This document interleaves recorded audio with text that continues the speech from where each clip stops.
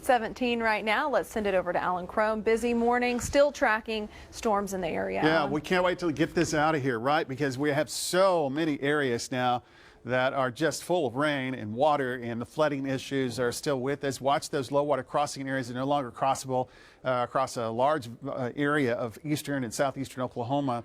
And then we have a number of tributary streams, Bird Creek, some of those areas right along Highway 20, as you well know, around Owasso and Sperry, that will flood quite a bit. Those are starting to flood as well. This is the Tulsa area. We have rain that's pushed back in. This is what, the third or fourth round so far this morning. A couple inches of rain. Wagner, Muskogee, heavy rainfall right down Highway 69. Now, at this point, we are below severe weather criteria.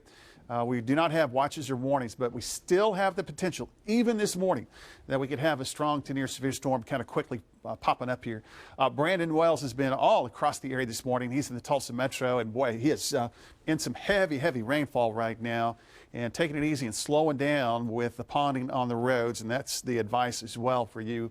J.D. McManus is out this morning. He's around the Shakota area on I-40. Tim Crone is near Olive with that damage that happened earlier this morning around the 1:50, 2 o'clock time period with some storm damage.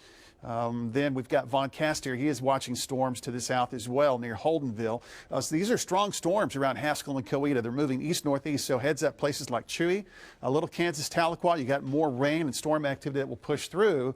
And even though there's no severe thunderstorm warnings right now, we have to watch for the potential for these storms to get a little stronger in the next half hour or so, from Wetumpka to Dustin to Calvin to McAllister North. Temperatures, everybody's basically in the 60s right now with the south breeze. So what's coming up next? And the metro between 10 and noon, it starts to thin away, starts to move away. Gusty west and southwest winds kicking. We'll have a wind advisory at this point. We could have 30 and 40 mile per hour winds this afternoon with a sunshine cloud mix. Temperatures very spring-like in the afternoon. And then between 2 o'clock today and about 7, there could be some additional showers and storms that will try to develop as this storm system keeps moving eastward. So we're still going to be watching later around Highway 69, 75 east. Between the 2 and 7 o'clock time period, the dry line pushes through.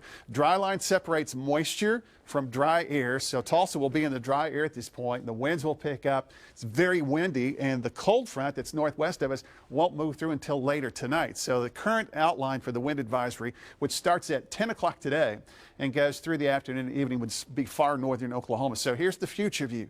So notice again, I think if there's any additional showers or storms, they'll develop later this afternoon, other than this morning, of course, would be later this afternoon along and east of Highway 69, 75, and some of those could even be severe. Temperatures back behind the dry line into the 70s. And then tonight, officially, spring starts at 10:49 p.m. About an hour after that, a cold front blasts through the area, lowers the temperature, and it's back to winter from a weather standpoint. It'll be quite chilly. We could even have a freeze for early Saturday morning. We'll warm up for the middle of next week.